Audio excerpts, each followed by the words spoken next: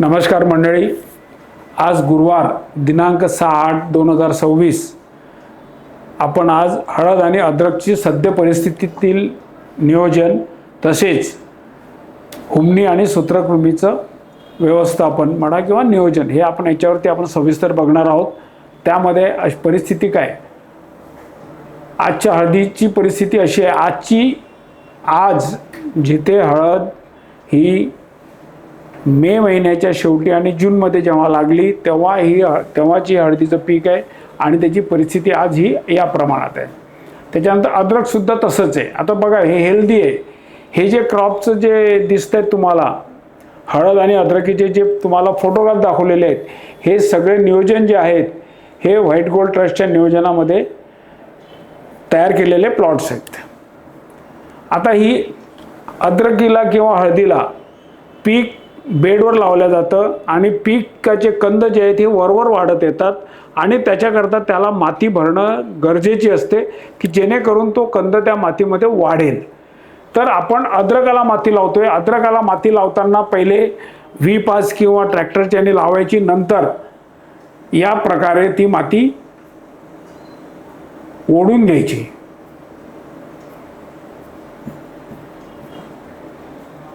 याप्रमाणे ती माती बेडवरती ओढल्या गेली पाहिजे। ते बेडवर ओढायचं कारण काय, माती चढवली पण बेडमध्ये जर माती व्यवस्थित नसेल तर त्या कंदाला तशी वाढायला जागा मिळत नाही, म्हणून आपल्याला माती ही व्यवस्थित वाढवल्या गेली पाहिजे। अशीच माती तुम्ही हळदीत जरी केली तरी चालेल। आता हे 40 दिवसाचं पीक आहे आणि हे 60 दिवसाचं पीक आहे। काही दिवस हळद लेट लागलेली आहे आणि काही लवकर अगोदर लागले। जिथे 40 दिवसाची हळद लागलेली आहे, 60 दिवसाची हळद लागलेली आहे, यावर्षी हळदीमध्ये खूप मोठ्या प्रमाणामध्ये शेतकऱ्यांना सामोरे जावं लागलं। ते म्हणजे सूक्ष्म अन्नद्रव्याच्या कमतरतेसाठी। आणि दुसरं, काही ठिकाणी शेतकऱ्यांनी जी हळद अद्रकामध्ये अजूनपर्यंत नाही, पण हळद जी आहे ती ट्रॅक्टरच्या साहाय्याने लावली, ती कोरड्यात लावल्या गेली आणि नंतर पाणी दिलं, त्यावेळेस जमीन ही तापलेली होती। आणि जेव्हा वरून पाणी दिलं जातं, जेव्हा जमिनीतून उष्णतेची वाफ निघते तेव्हा कंदाला धोका पोचतो। त्या कंदाला धोका पोचल्यानंतर पानं निघताना कधी काही चांगली निघतात, कधी अफेक्टेड निघतात, नुकसान होते। त्याच्यामुळे अद्रक लावताना जरी तुम्ही ट्रॅक्टरने लावत असाल, पण आधी जमिनीची पाणी देऊन थंड केलेली गरजेची असते। हे मागे मी सांगितलेलं आहे, आताही परत सांगतो, तशी चूक तुम्ही पुढे होऊ देऊ नका। आता हे मशागत ट्रेलरच्या साहाय्याने, त्याच्यानंतर बैलजोडीच्या साहाय्याने आणि ह्याच्यानंतर ही माती चढवणं, हे हळदीला या प्रकारे माती चढवल्या जाते। आता ही माती अशी चढवल्यानंतर तुम्हाला ती बेडमध्ये, हा जो बेड असतो ना, या बेडमध्ये तिला व्यवस्थित दाबायला पाहिजे। कारण आहे, हळदीमध्ये माती दाबायलाच पाहिजे, कारण पुढे जेव्हा हळदीला कंदमाशी लागते, कंदाचा वास सुटायला लागतो आणि माश्या येतात, त्यावेळेस कंदमाशी ही डंखावर त्याच्या कंदावरती जाते आणि कंदाला ती डंख करून तिथे ती अंडी सोडून तिथे अळ्या तयार होतात आणि तो कंद सडायला लागतो। त्याच्यामुळे ही माती आपल्याला व्यवस्थितरित्या, जसं त्या अद्रकामध्ये तो माणूस ओढत होता आणि दाबत होता, त्याप्रमाणे तुम्हाला करणं गरजेची आहे। आता हळदीची आंतरमशागत, बेडवरील तणाचं नियंत्रण, हळद आणि अद्रक दोन्हीसाठी निंदन करताना उगलेल्या वरच्याला ठीक आहे, पण खालच्या जो कंद आहे त्याला धक्का लागला नाही पाहिजे। त्याला धक्का लागला तिथे तर जो कंद जर तुमचा डॅमेज झाला तर तिथे सड लागू शकते। भुसभुशीत बेडवरती माती लावा, कोंबाची चांगल्या प्रकारे वाढ होते। सरीमधली मशागत चांगली करून तीच माती बेडवर लावावी लागते आणि माती लावण्याच्या अगोदर खताचा डोस टाकावा। प्रत्येक वेळेस मी सांगितलेलं आहे, लोकांना काय झालं आज, सर ड्रिपने काय सोडू, ड्रिपने, अरे बाबा तुम्ही ड्रिपने तुम्हाला सोडावंच आहे कधी, पण सप्टेंबर नंतर। पण सप्टेंबरच्या आधी तुम्हाला 3 डोस हे बेसल सारखे द्यायचे आहेत।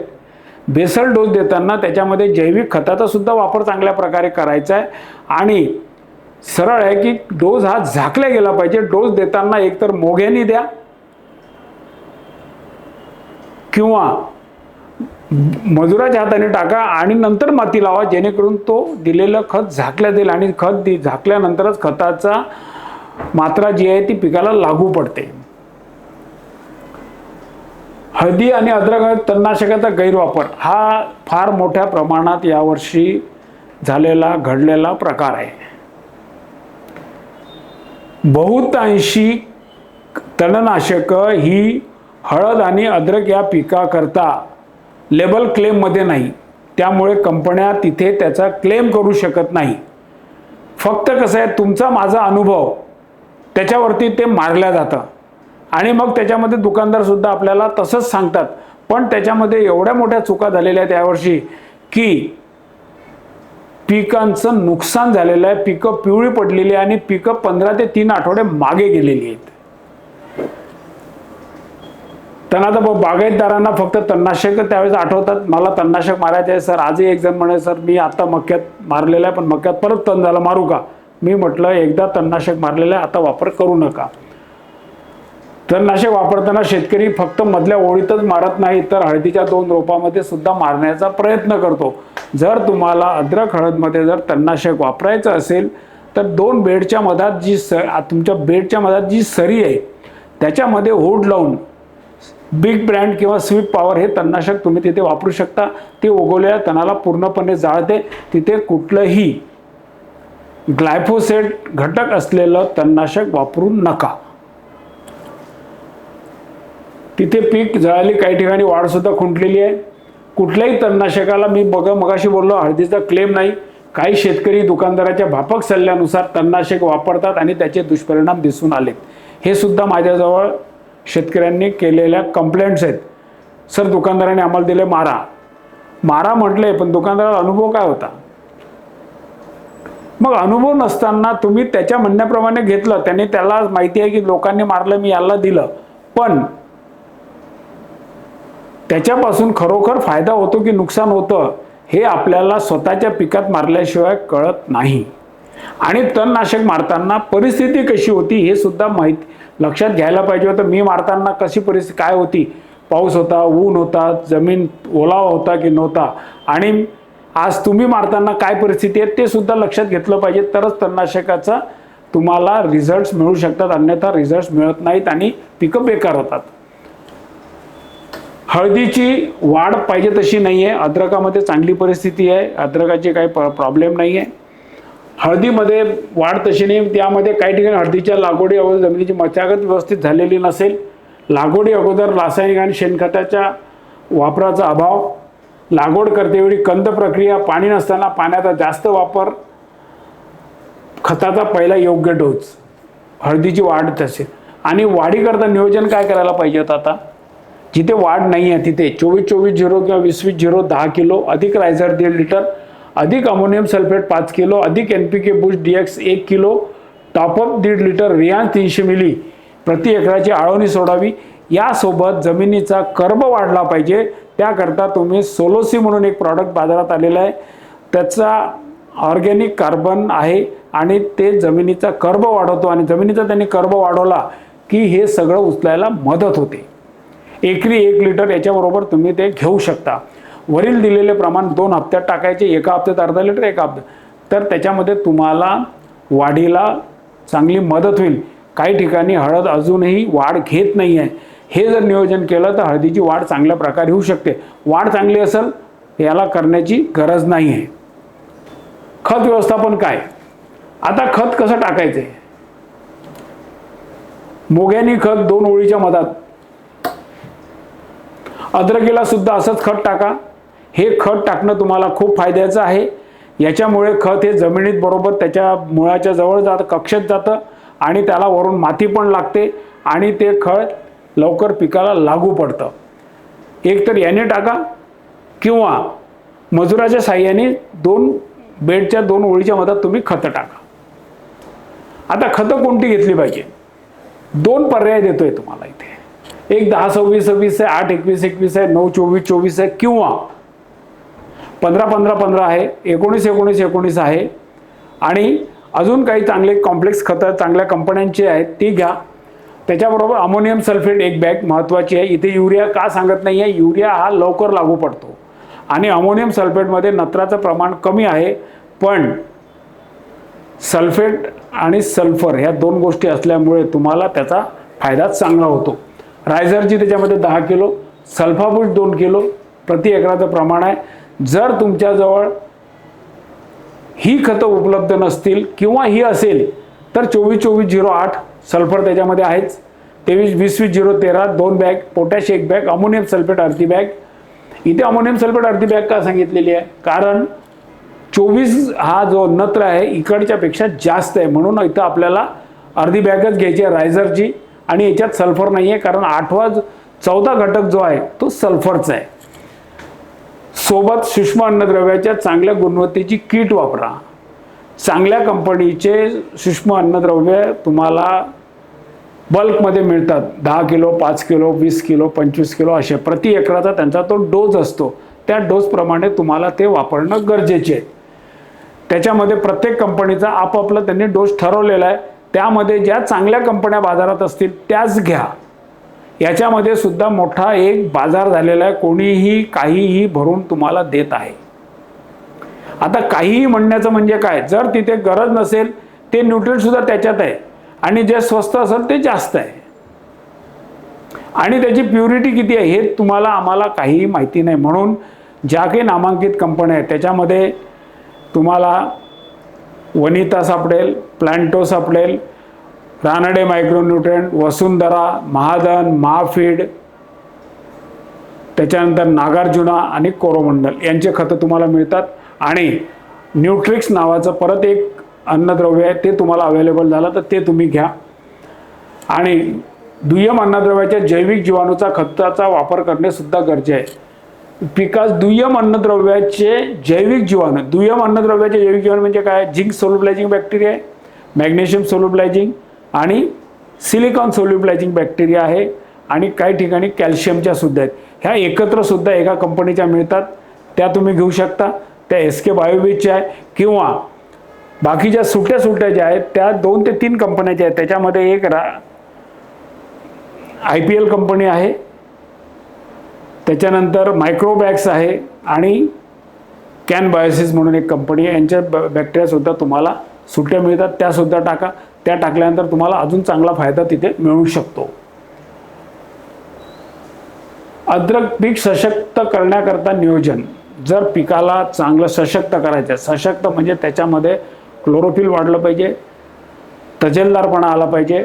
तो जर आला तर पिकामध्ये सगळ्या गोष्टी ज्या आहेत म्हणजे अपटेक ऑफ न्यूट्रिएंट्स, अन्नद्रव्य शोषण्याची क्रिया, औषधं शोषण्याची क्रिया ही चांगल्या प्रकारे तेथे होते. त्याच्याकरता काय केलं पाहिजे, रायझर 1.5 लिटर, ट्रायकोबूस्ट 500 ग्रॅम आणि NPK बूस्ट 500 ग्रॅम प्रति एकर द्यावे. परत 15 दिवसांनी दुसरं ड्रेंचिंग करावं. हे स्टेप बाय स्टेप जर तुम्ही ड्रेंचिंग केले करून बघा. जर तुमच्याकडे अद्रक जेवढी असेल तर माझं मत आहे की तुम्ही मी जे सांगतो काही स्पेशल हे तुम्ही अर्धा एकर 1 एकराला करा, बाकीचं करू नका. याच्यात जर फरक जाणवला तर लगेच तुम्हाला बाकीच्या पिकाला करा. जाणवतो फरक किंवा नाही जाणवत फरक, ह्या दोन्ही गोष्टी तुम्ही मला या व्हिडिओच्या कॉमेंट्समध्ये टाकू शकता किंवा फोनवरती बोलू शकता की सर तुम्ही सांगितलेलं म्हणजे काही मजा आली नाही. आली असेल तर निश्चित सर खूप चांगलं पीक आमचं झालेलं आहे. दुसरी ड्रेंचिंगमध्ये मेटारायझम आणि बॅसियाना बिव्हेरिया हे कीड, जमिनीतील जी काही कीड आहेत ते आणि हुमणी करता तुम्हाला हे टाकणं गरजेचं आहे. तिसरं जे ड्रेंचिंग करायचं आहे हे सगळं 3-3 आठवड्यानंतर किंवा 15 दिवसानंतर करायचं आहे. कंदसड आणि सूत्रकृमीचं नियोजन. त्याच्याकरता सुडोबूस्ट 1 किलो अधिक ट्रायकोबूस्ट DX 1 किलो किंवा चांगल्या प्रतीचा ट्रायकोडर्मा घ्या. अधिक पॅसिलोमायसिस 1 लिटर किंवा ट्रायकोडर्मा अर्जानियम. पॅसिलोमायसिस आणि ट्रायकोडर्मा अर्जानियम हे सूत्रकृमी करता दिलेलं आहे आणि सडी करता तुम्हाला सुडो आणि ट्रायको दिलेलं आहे. आता हे ड्रेंचिंग ड्रीप सध्या चालू नाहीत, सरळ पंपाचे नोझल काढायचे आणि पंपाने करायचे, खूप चांगले रिझल्ट्स मिळतात. एकरी कमीत कमी 200 लिटर पाणी आणि जास्तीत जास्त 300 लिटर पाण्यामध्ये तुमचं हे पूर्णपणे चांगल्या प्रकारे ड्रेंचिंग होतं. स्टेप बाय स्टेप तुम्ही हे ड्रेंचिंग करा. पिकं तुमचे एकदम चांगले राहतील. हळद आणि अद्रक दोन्ही पिकांकरता आहे. आता फुटवा अवस्था आहे, ही काल्पनिक चित्र, पहिलं चित्र आहे. सध्याची परिस्थिती ती आहे, त्याच्याप्रमाणे तुम्हाला फुटव्या अवस्थेमध्ये ते बघा. अद्रकीचा फुटवा अवस्था आहे तो. आता त्याच्यानंतर रायझर का पाहिजे, जेव्हा तुम्हाला सांगतो ना की रायझर वापरा, का वापरायचं, रायझरची कमाल आहे बघा. मुळं शेतकरी जेव्हा हे पाहतो तेव्हा त्यालाच कळत नाही की हे कसं झालंय, आणि त्याला जेव्हा वाटते की हे खूप चांगलं झालंय, तो मग आमच्याशी संवाद साधतो, सर हे असं असं झालंय रायझर टाकल्यामुळे. अद्रकीला केलेलं ड्रेंचिंग, पांढऱ्या मुळाची वाढ व फुटवे सगळं दिसतात. त्यात काय करायचं आहे, हे जे ड्रेंचिंग दिलेलं आहे हे तुम्हाला आधेमध्ये दर 1.5 महिन्यांनी तुम्ही ड्रेंचिंग करा, तुम्हाला पीक तुमचं चांगलं राहील. आणि याच्यासोबत तुम्ही जैविक खतं, जैविक दुय्यम अन्नद्रव्याचा वापर केला तर पीक अजून चांगलं राहील. जे दुय्यम अन्नद्रव्य तुम्हाला मागेच्या आधी सांगितलेले आहेत. आणि NPK बूस्ट DX एकदा घ्या. जेव्हा अद्रक किंवा हळद ही काढायच्या 3 ते 4 महिने आधी, म्हणजे नोव्हेंबर पासून पुढे P बूस्ट आणि K लीफ DX याचा वापर वाढवा. याच्यामध्ये कंदाची साईज, कंदाचं वजन आणि कंद काढल्यानंतर दिसणारा कंद नजर लागेल असा, ज्याच्यावरती सापाच्या कातेसारखी तुम्हाला चमक दिसेल. पण ती केव्हा वापरायची तुम्हाला, P आणि K ऑक्टोबरच्या नंतर. ऑक्टोबर त्याच्यात 1.5 महिन्यांनी नोव्हेंबर येईल, डिसेंबर, जानेवारी, फेब्रुवारीमध्ये आपण काढतो. तर आधी NPK बूस्ट DXचा वापर करा. हे जर तुम्ही NPK boost DX, P boost आणि K लीफ जर वापरत केले तर तुम्हाला रासायनिक खतं वेळ पडल्यास जर रेग्युलर जर तुम्ही वापरलेत, या वर्षी, पुढच्या वर्षी, त्याच्या आदल्या वर्षी वापरले असेल, तर एक वेळ अशी येते की तुमचे खतं हे 50% होते. जेव्हा तुम्हाला मी 2 पोते खत सांगतोय तेव्हा ते तुमचं 1 पोत्यावर सुद्धा येऊ शकते. पण हे तुम्हाला अनुभवाचं आहे. मला तर इथे 2च पोते सांगावं लागेल. पण आता ज्याने केलं असेल त्याने खरोखर सांगावं की सर माझं खत हे कमी टाकण्याचं काम पडलंय. रासायनिक खत जेवढं तुम्ही कमी टाकाल तेवढी तुमची जमीन ही चांगली राहील. आणि जमीन चांगली ठेवण्याकरता तुम्हाला टेम्पररी फेसमध्ये जमिनीचा कर्बाची लेवल ही खूप खाली गेलेली आहे. तुम्हाला त्या पिकाकरता जर ती लेवल टिकून घ्यायची असेल तर काही ऑर्गॅनिक कार्बन आणि जमिनीचा माती मोकळी करण्याकरता आलेले काही केमिकल्स आहेत. केमिकल म्हणजे ते सगळे जैविक मध्ये जवळपास जातात किंवा ऑर्गॅनिक मध्ये जातात, त्याचा वापर तुम्हाला करायचा आहे. त्याच्यामध्ये जे आम्हाला जे रिझल्ट चांगले मिळालेले आहेत ते एक प्राणवायू आणि दुसरं सोलोसी आणि तिसरं एक कार्बारिश म्हणून आहे, त्याचे रिझल्ट चांगले मिळालेले आहेत. हे रिझल्ट तुम्ही वापरल्याशिवाय तुम्हाला ते कळणार नाहीत. ज्यावेळेस तुम्हाला ते कळेल, वापरल्यानंतर काही क्षेत्रात वापरायचं, काही क्षेत्रात वापरायचं नाही. आणि त्याची उपलब्धता कुठे होईल हे जर तुम्ही मला फक्त सर तुम्ही सांगितलं तर खरे, उपलब्ध कुठे मला जर तुम्ही विचारलं तर मी तुम्हाला त्यांचे काही प्रतिनिधींचे नावं देऊ शकेल. त्यांच्याशी तुम्ही कॉन्टॅक्ट करा आणि त्यांच्याशी विचारा की बाबा हे असं असं आहे, आम्हाला मिळेल का. याप्रमाणे तुम्ही ड्रेंचिंग तयार करा. त्याच्यानंतर फुटवा व्यवस्थापनाची आळवणी आणि फवारणी. 1261 10 किलो, दर आठवड्यात 5 किलो, टॉपअप 1.5 लिटर, 200 लिटर पाण्यात 2 वेळा सोडायचं. फुटवा चांगला मिळेल. जे याच्या आधी सांगितले, जमिनीचा कर्बाचे प्रमाण वाढवण्याकरता तसेच जमीन भुसभुशीत ठेवण्याकरता तुम्हाला आधी सांगितलेलं आहे मी याच्या आधी, सोलोसी अधिक प्राणवायू प्रत्येकी 1-1 लिटर आळवणी प्रति एकर तुम्ही करा.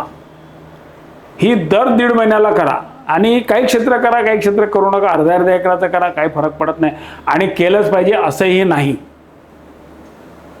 अनुभव असेल तर करा. मला अनुभव आलेला आहे, मी माझ्या काही शेतकऱ्यांना दिलेला आहे. त्यांच्या अनुभवावरनं मी PPT या माझ्या ज्या प्रेझेंटेशनमध्ये शेतकऱ्यांचे मी जे केलेले प्रयोग असतात ते प्रयोग चांगले सिद्ध झाल्यानंतरच मी इथे त्याची टिप्पणी करतो. आता फवारणी हे झालेलं आहे. नंतर फवारणीमध्ये 1261 07 आणि टॉपअप 20 लिटर पाण्यामध्ये ही फवारणी 15 दिवसांनी 2दा फवारण्या घ्यायच्या. आणि 2दा सोडायचं. तुम्हाला भरपूर फुटवा मिळेल. जेवढा फुटवा चांगला मिळेल तुम्हाला, ताकदबाज स्टंप मिळेल, तेवढा कंद चांगला खाली पोचला जाईल. आता इथे सांगितले वरील खते सोडल्यानंतर NPK बूस्ट DX एकरी 1 किलो तुम्हाला सोडायला पाहिजे. विद्राव्य खताच्या मध्ये विद्राव्य खतं हे उगवण शक्तीपासून 60 ते 70 दिवसांनी, म्हणजे मी जवळपास जुलै, ऑगस्ट, सप्टेंबरपासून विद्राव्य खतं ही ड्रीपमधून सोडायला सांगतो. त्याच्या आधी तुम्हाला बेसल डोसमध्ये 3दा द्यायचे, ते देऊन द्या नंतर. आणि विद्राव्य खतं सोडताना तुम्हाला जे आधी दाखवलेलं आहे मी, सोलोशी आणि प्राणवायू याचा वापर तुम्हाला तिथे करणं गरजेचं आहे. खतं सोडताना 20 किलो प्रति एकराचा डोस आहे, 5 किलो प्रति आठवड्यात सोडायचं आहे आणि 200 लिटर पाण्यामध्ये 4 टप्प्यामध्ये. खतं सोडताना काय करायचं आहे, सुरुवातीला थोडं पाणी खतं, त्याच्यानंतर थोडं पाणी, म्हणून जेणेकरून ती खतं जी आहे ती आपल्या पिकाच्या मुळाच्या कक्षेत राहिली पाहिजे, खाली ड्रेंच नाही झाली पाहिजे. म्हणून खतं सोडताना थोडंसं आपली वेंचुरी बरोबर आहे किंवा नाही, टायमर बरोबर आहे किंवा नाही, आपली जी यंत्रणा आहे खतं सोडायची ती आधी पहिले पूर्णपणे चेक करा. जेव्हा खताच्या चालू होतील त्याच्यानंतर तिच्यामध्ये त्याची ट्रायल घ्या, त्याच्यानंतर त्याचं नियोजन करा, जेणेकरून आपले खतं वाया जाणार नाही. आणि नंतर मी तुम्हाला सांगितलेलं आहे, हे सोडल्यानंतर तुम्हाला NPK बूस्ट DX एकरी 1 किलो सोडायचं आहे. आणि हे 1 महिना झाल्यानंतर तुमचं काय होईल, पुढचं जे येईल मी तुम्हाला सांगितलेलं P आणि K सोडायचा प्रकार येईल. NPK बूस्ट DX टॉपअप 70 ते 80 दिवसादरम्यान सूक्ष्म अन्नद्रव्य ठिबकनं सोडावे. आता याच्यामध्ये सूक्ष्म अन्नद्रव्य ठिबकने सोडायचं असेल, सोलो पाहिजे असेल तर परिस्पर्श आपल्याकडे आहे. जर परिस्पर्श उपलब्ध नसेल तर लिब्रेल TMX2 किंवा वनिताचं सिक्वेलियम किंवा कॉम्बीएफ किंवा ॲरिज ॲग्रोचं ॲग्रोमिन मॅक्स काहीतरी येतं ते. आता याच्यामध्ये जर तुम्हाला हे जर सोलो नाही मिळालं तर तुम्हाला zinc ETTA, ferrous ETTA, magnesium sulphate आणि सल्फा बूस्ट हे एकत्र आणायचे चांगल्या कंपन्यांचे आणि हे सोडायचे. हे सोडताना प्रत्येकाचं पाणी आधी व्यवस्थित वेगवेगळं करून घ्यायचं, चांगलं ढवळायचं आणि त्याच्यानंतर ते तुम्हाला ड्रिपचा जो तुमचा ड्रम आहे त्याच्यामध्ये त्याला टाकायचं, नंतर सोडायचं. जर सोलो मिळालं तर ह्याच्या भानगडीत न पडलेलं बरं. रोग व्यवस्थापन. आता हळदीमध्ये स्पोडोप्टेराचा अटॅक आहे आणि त्याच्याच बाजूला लगेच रोगाने सुद्धा ग्रासलेलं आहे. अद्रकीला सुद्धा तसंच चाललेलं आहे. अद्रकीमध्ये पूर्णपणे काही ठिकाणी जास्त पाणी झालं, वातावरण ऊन तापत नव्हतं, करप्याची अवस्था आलेली आहे. आता याच्याकरता काही स्पर्शजन्य बुरशीनाशके इथं सांगितलेली आहे, काही आंतरप्रवाही बुरशीनाशक तुमच्याजवळ जी उपलब्ध होतील बाजारात असतील याच्यापैकी ती तुम्ही घ्यायची. हा जो डोस दिलेला आहे हा 20 लिटर पाण्याकरता दिलेला आहे. तुम्हाला सगळ्यात चांगलं सांगतो, कॉपर ऑक्झीक्लोराईड प्लस कवच घ्या किंवा स्कोअर प्लस कवच घ्या, याचे रिझल्ट उत्तम मिळतील तुम्हाला. किंवा अवतार आहे, ताकद आहे. आणि जर आंतरप्रवाही औषधामध्ये जायचं असेल तर पिक्सल 1 घ्या किंवा क्रिप्टॉक्स आहे, नाहीतर नॅझो सुपर सगळ्यात चांगलं बुरशीनाशक आहे, ते त्याला तुम्ही टाकू शकता. हे सगळं प्रमाण 20 लिटरचं दिलेलं आहे. 20 लिटर पंपाला तुम्ही याच्या फवारणीला घेऊ शकता. अद्रकावरील प्रादुर्भाव नुकसान सुरू झालेलं आहे. प्रथम कोंब सडल्यानंतर शेंड्याकोंब वाढत जातोय. सड नियंत्रण, जमिनीतील गाठे सडण्यास सुरुवात होते. बुंद्याचा भाग सडल्यामुळे सहज उपटला जाऊ शकतो. आता ही अद्रकीची सड ही अति झाल्यानंतरचे फोटोग्राफ्स आहेत. आताची जी सड आहे ती तुम्हाला सहजपणे फक्त कोंब सडलेला दिसतो, तो उपटा आणि त्याच्या खाली जर कंद पाहिला तर कंद एकच सडलेला दिसतो. जास्त झाला तरी अशा प्रकारे सड होते. मग याच्यामध्ये काय होते, ही सड झाली की याच्यामध्ये हे कुजलेला जो प्रकार आहे तो खाण्याकरता तुम्हाला त्याच्यामध्ये अळ्या झालेल्या दिसतात. त्या पांढऱ्या अळ्या असतात, त्या कुजलेला कंद खातात. त्याच्याकरता तुम्हाला ड्रीपमधून पांडा सुपर अधिक ट्रायको आणि सुडो प्रथम, त्याच्यानंतर मग जैविक तुम्ही सोडले तर ती सड जाग्यावर येते. अद्रकावरील सड हे असे दिसतात कोंब अद्रकामध्ये सडीचे प्रकार. मग आता काय करायला पाहिजे? जर तुम्हाला अद्रकामध्ये सड करायची असेल तर नियंत्रण करायचं असेल तर रासायनिकामध्ये पांडा सुपर 1 लिटर अधिक क्रिप्टॉक्स किंवा कॅब्रिटॉप किंवा ॲप्रॉनिक्सल किंवा रेडोमिल गोल्ड, पण याच्यात रायझर टाकणं गरजेचं आहे. का? जिथे सड झालेली आहे तिथे मुळं सुद्धा संपलेली आहेत. मग मुळं चांगली फुटली पाहिजे म्हणून रायझर पाहिजे. आणि जर तुम्हाला जैविकमध्ये जर जायचं असेल तर पांडा सुपर 1 लिटर अधिक ट्रायकोबूस्ट DX 1 किलो अधिक सुडोबूस 1 लिटर किंवा 1 किलो आणि रायझर हे तुम्हाला 200 लिटर पाण्यात टाकून ड्रेंचिंग करणं गरजेचं आहे.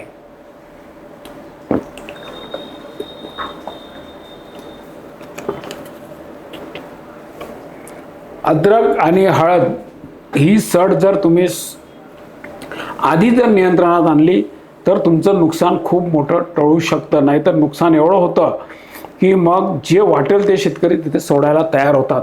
त्याच्यामध्ये ते थांबत नाही. आणि एक वेळ असा येतो ही अद्रकाची सड ऑक्टोबरच्या नंतर व्यवस्थितरित्या कमी होऊन जाते. ऑक्टोबरचं टेम्परेचर संपलं की अद्रकाची सड ही कमी होऊन जाते. पण तोपर्यंत तिला तुमचं नुकसान किती करून गेलेलं आहे हे तुम्हाला तिथे कळत नाही आहे. अद्रक जैविकमध्ये काय केलं पाहिजे? ट्रायकोबूस्ट DX अधिक सुडोबूस्ट एकरी 1 ठिबकणी. मी तर म्हणेल ट्रायकोबूस्ट DX आणि सुडोबूस्ट अद्रक आणि हळदच्या शेतकऱ्यांकरता एक नवीन जीवनदान आहे सडसाठी. तुम्ही दर महिन्याला वापरा, काही फरक पडणार नाही. आणि खर्च किती होऊन 900 रुपये प्रति एकराचा खर्च होऊ शकतो. म्हणजे हे तुम्हाला भाव मला माहिती नाही पण हे जास्तीत जास्त भाव सांगितले. 900 रुपयामध्ये तुम्हाला जर कधी वेळेप्रसंगी जर तुम्हाला रासायनिक सोडायचं काम पडलं तर एका याच्यामध्ये तुमचे 1000 ते 1500 रुपये खर्च होतील. त्याच्याऐवजी जर तुम्ही हे जर रेग्युलर सोडत राहिले दर महिन्याला तर काय प्रश्नच येत नाही. हे सोडायचं, त्याच्यानंतर 21 दिवसानंतर सुडोबूस्टमध्ये बॅसिलस सबस्टिलिस म्हणून जैविक येतं किंवा SK बायोबीजचे SKB PF 08 100 ग्रॅम आणि SKB TV 03 100 ग्रॅम ही जर तुम्ही बुरशीनाशक जैविक बुरशीनाशक मी सांगितल्याप्रमाणे जर तुम्ही सोडल्या गेली तर तुम्हाला सडीला सामना करावा लागणार नाही. म्हणजे 70 ते 80% सड ही जागेवर येईल. 100% तर देव वाचवत नाही, आपण 100% बोलू शकत नाही. पण 70 ते 80% जरी तुमचे सड कव्हर झाली तरी तुम्ही जिंकले समजायचे. तर हे जैविकमध्ये हे करू शकता. रासायनिकमध्ये तुम्हाला आधी सांगितलेलं आहे. पहिली फवारणी काय घ्यायला पाहिजे? रावडी 20 मिली किंवा पांडा सुपर किंवा सरेंडर अधिक नॅझो सुपर बुरशीनाशक दिलेलं आहे किंवा पिक्सल किंवा सुकेप. इथे याच्यामध्ये तत्सम दुसरे प्रॉडक्टसुद्धा तुम्ही घेऊ शकता. असं नाही आहे की मी तुम्हाला पिक्सल सांगितलं म्हणून तुम्हाला दुसरं जर पिक्सलच्या तोडीला मिळालं ते तुम्ही घ्या. सुकईसाठी तुम्ही दुसरं कॉन्टॉप घेऊ शकताय. प्रोपिकोसाठी कुठलेही प्रोपिकोनाझोल, टॉपअपसाठी कुठलेही तुम्ही चांगल्या अमिनो ॲसिडचं संजीवक घेऊ शकता. तत्सम कुठलेही प्रॉडक्ट वापरू शकता. ही झालेली आहे, हा फवारणी दिलेली आहे. याच्यामधलं जे बुरशीनाशक आहे तुम्हाला सांगितलेलं आहे की आधी तुम्ही स्पर्शजन्य बुरशीनाशक वापरा. त्याच्यामध्ये ब्ल्यू कार्ड, अवतार, कॉपर हायड्रॉक्साईड, अँट्रॅकॉल, कुमानेल, विम सुपर, ताकद किंवा ब्ल्यू कॉपर किंवा फायटोलन प्लॅटर्स कवच ही वापरू शकता. म्हणजे तुम्हाला इथे मी पर्याय दिलेले आहे, ही घ्या किंवा ही घ्या. कारण काही ठिकाणी उपलब्ध असतील, काही ठिकाणी उपलब्ध नसतील. त्याच्यामुळे तुम्हाला मिळतीलच की नाही हे सांगू शकत नाही. म्हणून तुम्हाला बुरशीनाशकाला पर्याय दिलेले आहेत. आणि कीटकनाशकामध्ये तुम्हाला तत्सम प्रॉडक्ट, रावडीचं जे काही दुसरं तत्सम असेल, ॲम्प्लिगो आहे, पांडा सुपरला आमला आहे, सरेंडरला पॉलिट्रिन C आहे, नॅझो सुपरला हेमिस्ट्रा टॉप आहे, पिक्सलला रोको आहे, हे तुम्ही घेऊ शकता, काही अडचण नाही. हीच वापरा असं काही तुमच्यावरती कंपल्शन नाही आहे. पण आम्ही जे करतोय, आम्ही जे आमच्या शेतकऱ्यांना सांगतो त्याच्यामध्ये हीच औषधं दिली असतात, त्याप्रमाणे ते करतात आणि त्यांना त्याचे रिझल्ट्स उत्तम मिळालेले आहेत.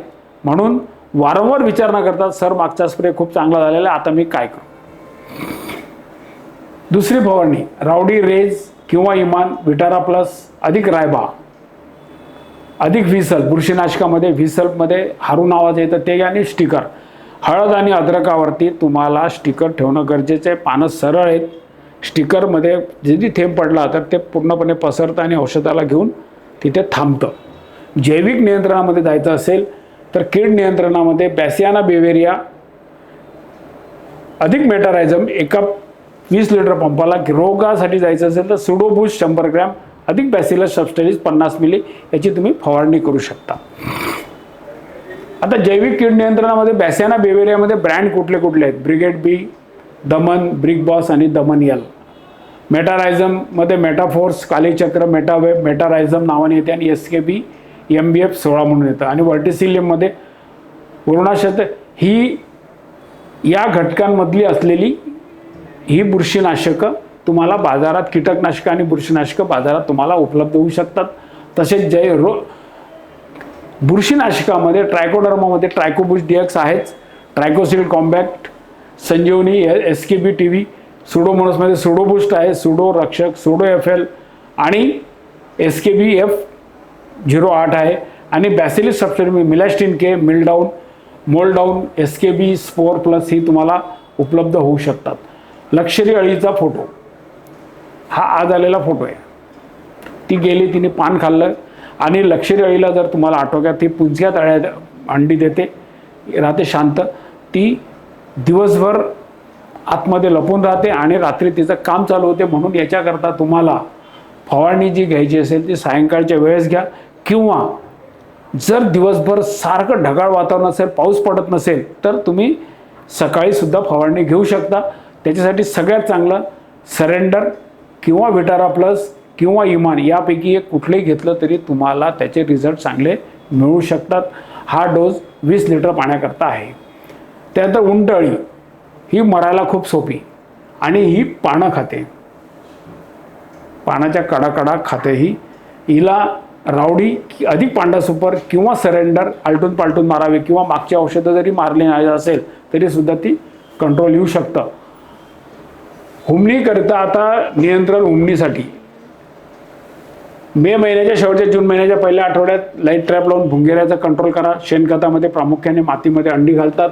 अंडी उगवल्यानंतर पहिले 1.5 ते 2 महिने माती खाऊन मोठे होतात आणि तिथे तिला नरम जागा मिळेल तिथे जाऊन त्या पिकावरती आक्रमण करतात. हिच्या बंदोबस्ताकरता सांगितलेली औषधं सायंकाळी सोडल्यास चांगला फायदा होऊ शकतो. आता सायंकाळी का? आता नेमकं आपण घरी जातो आणि कीड पिकावरती आक्रमण करते. कारण थंड, आपण दिवसभर उन्हात उभं राहू शकत नाही, ती पण राहत नाही, ती सायंकाळी वर येते. मग हुमणी अळीचं सुद्धा सायंकाळी ही वर येते. वर आल्यानंतर जर तुम्ही सायंकाळचं औषध सोडलं तिला लगेच लागेल आणि ती मरेल. म्हणून सायंकाळचं सोडा असं तुम्हाला सांगतोय. हुमणी अळीचं नियंत्रण मेटारायझम 1 किलो, बॅसियाना बेवेब 1 किलो किंवा MBB 16 हे जमिनीत टाका. रासायनिकमध्ये जायचं असेल तर पांढरा सुपर, रियान्स अधिक रियान्स किंवा रेज 500 मिली प्रत्येक. रियान्स रेज अधिक बॅसियाना बेवेरिया हे सुद्धा तुम्ही सोडू शकता. जरी जैविकमध्ये बॅसियाना बेवेरिया असेल तरी रियान्स रेज त्याच्यामध्ये चालू शकते. बरेच दुकानदार, बरेच लोक सांगतात की रासायनिकामध्ये जैविक टाकायचं नाही. फक्त जैविकमध्ये तुम्हाला रासायनिक कुठलंही बुरशीनाशक वापरू नका. आता हुमणीवर मिळवलेलं नियंत्रण आहे हे बघा. हे यावर्षीचा प्रयोग आहे. पांढरा सुपर 1.5 लिटर अधिक रेज 500 मिली. अळ्या सगळ्या वर आणून मेलेल्या आहेत. म्हणजे जे नियंत्रण तुम्हाला सांगतोय हे शेतकऱ्यांनी केलेलं आहे आणि त्यांनी पाठवलेले फोटोग्राफ्स आहेत आपल्याजवळ. आता बघ, तुम्हाला सगळं दिसून पडेल की हुमणी कशा वर येऊन मेलेल्या आहेत. आता सूत्रकृमी हे प्रामुख्याने हळदीपेक्षा अद्रकाला जास्त लागते. आणि ओळखायचं म्हणजे असं आहे, वरून ओळखायची जर असेल तर जो पोंगा निघतो हळदीचा किंवा अद्रकीचा तो असा चापकासारखा बारीक निघतो. तो जर बारीक निघाला तर समजायचं की इथे सूत्रकृमीचा प्रादुर्भाव आहे. आणि सूत्रकृमी जर असेल तर अशा बारीक बारीक गाठी मुळावरती तुम्हाला दिसून पडतात आणि हे असे पीळ घातलेले पोंगे दिसून पडतात. आता याच्याकरता काय? नुकसान शेतकऱ्यांना लवकर लक्षात येत नाही. त्याला कारण हिचा प्रादुर्भाव पिकाच्या पानामध्येच कळतो. सूत्रकृमीमुळे अद्रकाची निघणारी पाने पीळ देऊन चापकासारखी निघतात ते सांगितलेलं आहे. हळदीमध्ये हे गोलाकार होतात ते पण सांगितलेलं आहे. हिला आटोक्यात आणायचं असेल, कंदाची वाढ चांगली होत नाही, वेळ पडल्या तिथे सडसुद्धा लागायची शक्यता असते. त्यामुळे सूत्रकृमीचा बंदोबस्त करणं हा तुम्हाला खूप गरजेचा आहे. आता याच्याकरता काय केलं पाहिजे? जर तुम्हाला माहितीच नाही आहे आणि सूत्रकृमी बाबा लागणार येते हे होते, तर तुम्हाला प्रिव्हेंटिव्ह म्हणून, प्रतिबंधात्मक म्हणून व्हॅल्यूम प्राईम किंवा हे बायरचं आहे, हे वनिवा म्हणून जे नवीन प्रॉडक्ट आलेलं आहे, हे सिंजंटाचं आहे आणि ॲबासिन आहे, हे तुम्ही आधी सोडू शकता. हे नंतर काम करत नाहीत, आधी केलं तर चांगले कामं करतात. किंवा आता हे जर नाहीच आहे, महाग पडत असतील, तर सरळ सरळ जैविक नियंत्रण ट्रायकोडर्मा अर्जेनियम किंवा पॅसोलोमायसिस एकरी 2 लिटर ठिबकनी सोडा. सूत्रकृमी तुमच्या चांगल्या प्रकारे कंट्रोल होतील आणि तुम्हाला दिसून पडला 9व्या-10व्या दिवशी पानं मोकळी झालीत म्हणून. आणि ते जर नाही मिळालं तर SKB नेमॅटिड 100 ग्रॅम प्रति एकर तुम्ही टाकू शकता. याप्रमाणे तुम्ही नियंत्रण केलं तर तुम्हाला ते निश्चित फायद्याचं ठरू शकते. काही अति पावसामुळे कंदसड निदर्शनात आलेली आहे. यावर्षी कंद उगवताच पिवळा पडतो, त्याकरता खत नियोजन महत्त्वाचं आहे. सूक्ष्म अन्नद्रव्याचा वापर योग्य प्रमाणात झाला पाहिजे. हळदीमध्ये कंद उघडा पडू देऊ नका. उघडा पडल्यास कंदमाशीला आमंत्रण देणार आणि ती कंदमाशी कंदाला डॅमेज करणार आणि कंदाला डॅमेज केल्यानंतर तिथे सड लागू शकते. आणि पाण्याचा निचरा चांगला होणे खूप गरजेचं आहे, ते सुद्धा तुम्हाला सांभाळणं गरजेचं आहे. त्याच्यानंतर जर कंदमाशीचं अळीचं पतंग नियंत्रण घ्यायचं असेल तर लाईट ट्रॅप लावा. लाईट ट्रॅप लावल्यानंतर पांडा सुपर मस्केट नोवेक 15 लिटर पाण्याकरता तुम्ही खाली ठेवू शकता, पाण्यात टाकू शकता. त्याच्यात त्या माशा येत कीड येईल आणि ती मरेल आणि ते प्रकार बघून तुम्ही दुसऱ्या दिवशी फवारणीचं नियोजन करू शकता. आता अन्नद्रव्याचा अभाव, आता सध्याच्या याच्यात अशी परिस्थिती आहे. आता याच्यासाठी मी तुम्हाला सांगितलेलं आहे, एकतर अन्नद्रव्याची चांगल्या कंपनीची किट घ्या.